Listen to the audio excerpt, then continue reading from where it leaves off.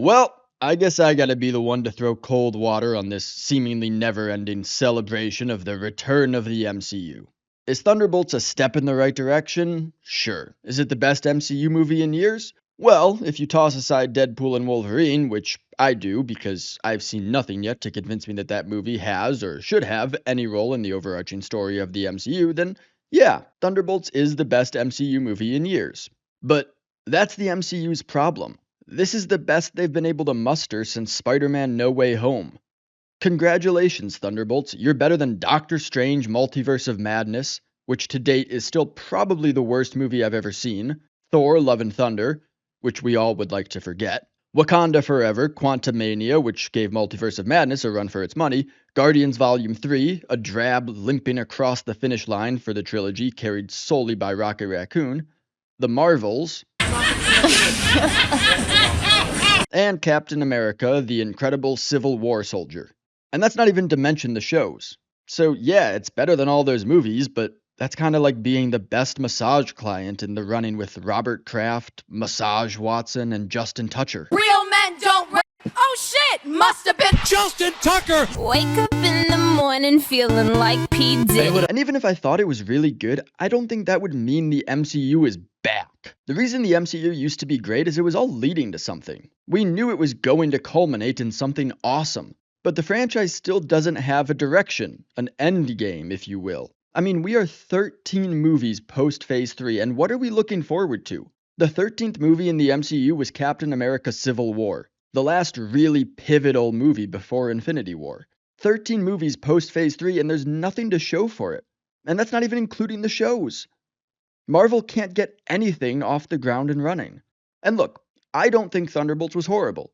I do have some positive things to say about it.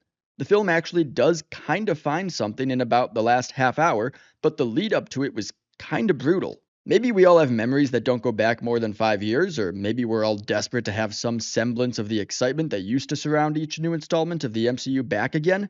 But can you take a trip down memory lane back 10 years ago and imagine how this movie would stack up against that roster in phases 2 and 3? Guardians 1, Doctor Strange, Captain America Civil War, Thor Ragnarok, Spider-Man Homecoming, and eventually Infinity War would all eat Thunderbolts for breakfast. What is this movie? Really, it's a remix of Guardians of the Galaxy with a hint of Suicide Squad. A group of loser rejects who meet by fighting each other but then have to work together to escape their capture, and eventually decide to team up to save a world that has expressed it doesn't even really want them in it. And they're at least initially controlled by a power-hungry woman willing to go to extreme lengths to keep the world safe. Now, I actually think the ending of this film is quite powerful, and I want to talk about it briefly, so at the end of this video I'll drop some major spoilers, but I'll give you a heads up and keep the bulk of it spoiler light. The film starts with Yelena doing some cleanup mission work for Elaine Bennis, wiping out a lab and the evidence contained within. At one point during the opening sequence, she ties up a perp and uses him for a little free therapy to vent about her problems of how depressed and lonely she is. It's kind of similar to how Braxton got introduced in The Accountant 2 just a week earlier. Except here, there's no clever subversion to get a laugh out of you, it's a lot more forced. At the start of the film, they seem to be taking Yelena's character down a road of just quirk incarnate, which would be incredibly inappropriate for a girl who was raised in the mental prison of the Red Room. But thankfully they abandoned that pretty quickly and let Florence Pugh be a good actress. We meet reject number 2, Yelena's dad, Alexei, the once great Red Guardian, Russia's version of Captain America. After a conversation with him, Yelena decides to try to find the fulfillment she's looking for in being a public hero to her country, which is now America. So she tells Valentina she wants to be in a more public-facing role, and she is told after just one more mission requiring her to take out a thief who Valentina knows is about to try and steal something from a highly secure vault, that's what she'll get. So Yelena is given full access to the facility. As she stakes out the secure facility, she sees reject number 3, Ghost, phase through the front door and follows in after her, down the elevator to a record room where they start to fight, until they're joined by rejects 4 and 7. Task Mistress and John Walker, who presumably were also given full access to the facility and a similar mission to Yelena. So basically, Yelena is there to kill Ghost, Ghost is there to kill Task Mistress is there to kill John Walker, and John Walker is there to kill Yelena. While in the vault, they also meet reject number 5, Bob, who just wakes up there. And Valentina's master plan is to destroy all of them, along with the evidence she's piled into this incinerator vault in the midst of an impeachment inquiry led in part by reject number 6, Bucky Barnes. But we'll get to him later. So, a couple things I noted watching this scheme unfold.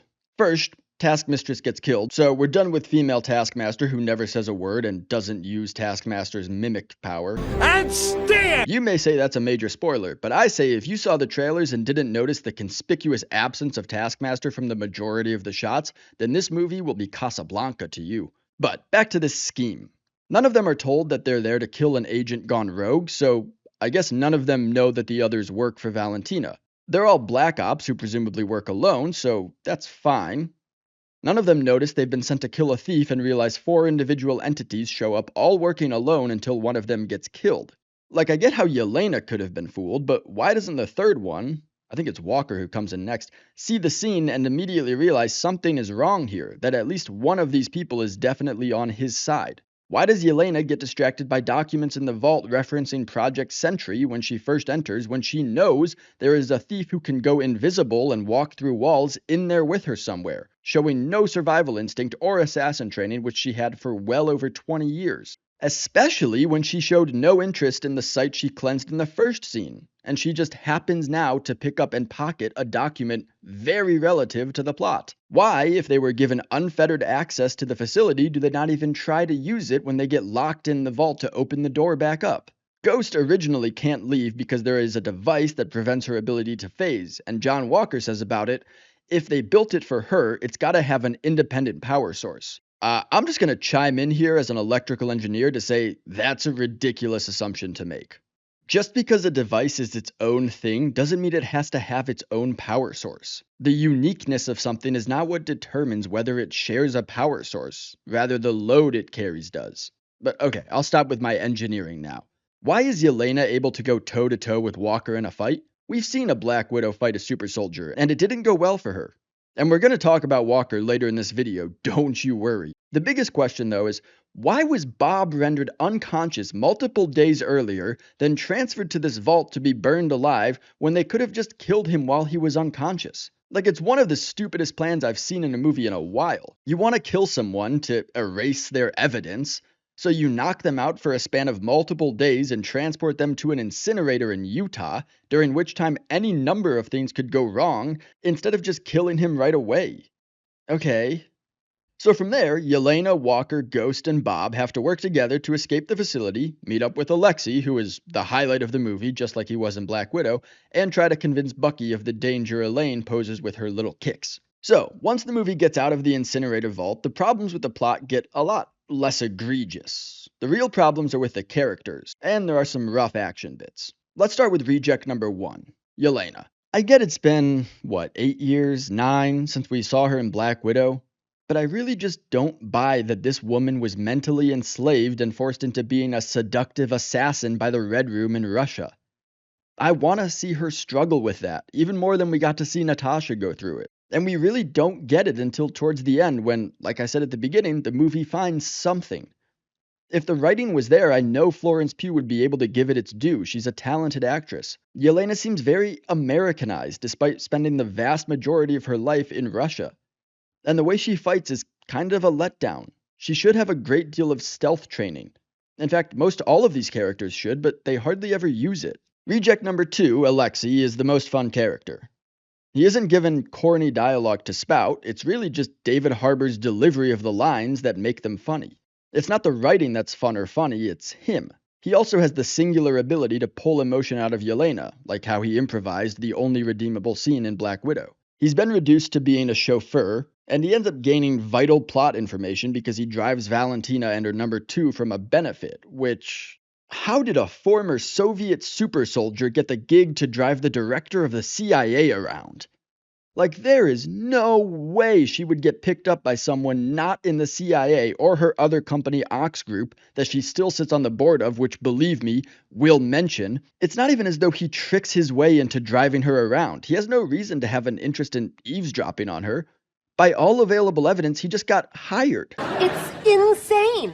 Alright, reject number 3. Ghost. Her stupid nanotech helmet is stupid. I'm sick of the nanotech. End it. That's really all there is to say about her. She's even less interested in this movie than she was in Ant-Man and the Wasp. Reject number 4, Taskmistress. Dead. Reject number 5, Bob. I can't talk much about Bob without getting into major spoilers, so that'll be for the end of the video. Reject number 6 is Bucky. Now, you may be thinking, well, Bucky's not a reject. He's the Winter Soldier. He's an Avenger. He's a sitting congressman. That's true, but I don't know how he won an election. He clearly doesn't fit in Washington. He really doesn't want to be there, and the first characterization they give of him is that he's utterly incapable of speaking to the press.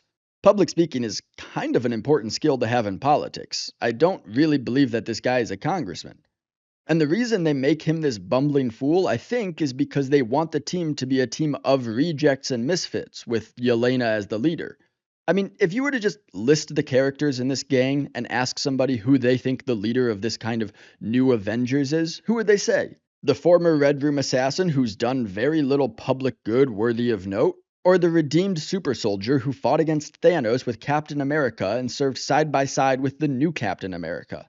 Obviously, Bucky is the clear choice, so the film has to drag him down a bit just to make way for the new guard. Which brings me along to Reject 7. John Walker. John Walker is not a reject, or at least he ought not to be one. According to the film, he is a reject because he, quote, publicly murdered an innocent man in the middle of the street. The retconning of Walker's actions in The Falcon and the Winter Soldier is utterly insane. Let me make this clear. John Walker did nothing wrong. He is a pretty much objectively good person in that show. He received the Medal of Honor 3 times. You know, the award you get for conspicuous gallantry and intrepidity at the risk of life above and beyond the call of duty. The one most recipients only get after they've actually died to save others. He then, in that show, saves Sam and Bucky multiple times, despite them treating him like garbage as he tries to extend an olive branch and say he's going to try and carry on Steve Rogers' mantle. And as far as the innocent man he murdered in the street, innocent man is a heck of a way to describe a terrorist who had just helped kill Walker's partner and friend after blowing up a building full of people who were tied up because, in their words, that's the only language they understand. Just because you shoot him with an upward camera angle and add CGI blood doesn't make him evil. Sure, he's maybe not as merciful as Cap would have been, although I'm not even 100% sure that's true, but that doesn't make him evil. The worst thing he's done is kill a terrorist. I mean, if that bothers you, then avoid this movie at all cost. It's a pretty incredible display of incompetent writing when you set out to write an antagonist and you end up creating probably the best new character in the MCU post-Endgame. And it's not the writers of this movie's fault that Falcon and the Winter Soldier did that, but it is their fault that they go along with it and don't acknowledge that it's ridiculous. I guess the last character in the movie is Valentina. She kind of oscillates from silver-tongued to menacing, except she isn't super convincing in either one, so it really seems like she's a more neutral character trying to play both. It's not that bad, but she doesn't make for a memorable antagonist. Also, how is she the director of the CIA and a board member of Ox Group? You can't do that. Not like you shouldn't be allowed to be the CIA and sit on the board of a private company. It's literally not allowed by the federal government. So why is the conflict that arises out of that even happening? It shouldn't be. I guess before I get into major spoilers, just a couple of miscellaneous things. It wasn't long ago that Marvel was getting mocked for being the MCU. That isn't remotely gone from this movie. Alexi is a goofball, Walker is a whipping post, Bob is a loser, Bucky lacks initiative. The women are the only characters the film takes seriously for the first hour and a half. The humor isn't good. You get 3 Walker has a small penis jokes, because gone are the days when MCU humor was kind of intelligent and actually told you something about the characters. Let's face it, this is not the worst thing you've caught me doing. This drink, I like it. I know, it's great, right? Another! Enough! You are all of you beneath me. I am a god, you dull creature, and I will not be bullied by That dude there, I need his prosthetic leg. His leg? Yeah. God knows I don't need the rest of him. Look at him, he's useless. Here you go. Oh, I was just kidding about the leg. I just need these 2 things. What? No, I thought it'd be funny. Was it funny? No, wait, what did he look like hopping around? I had to transfer him 30,000 units. With personal flying monkeys. Monkeys. I do not understand. I do. I understood that reference. For her. No, that is not. Okay. She just told everyone your deepest, darkest secret. You must be so embarrassed. Do me. And the action scenes aren't good either.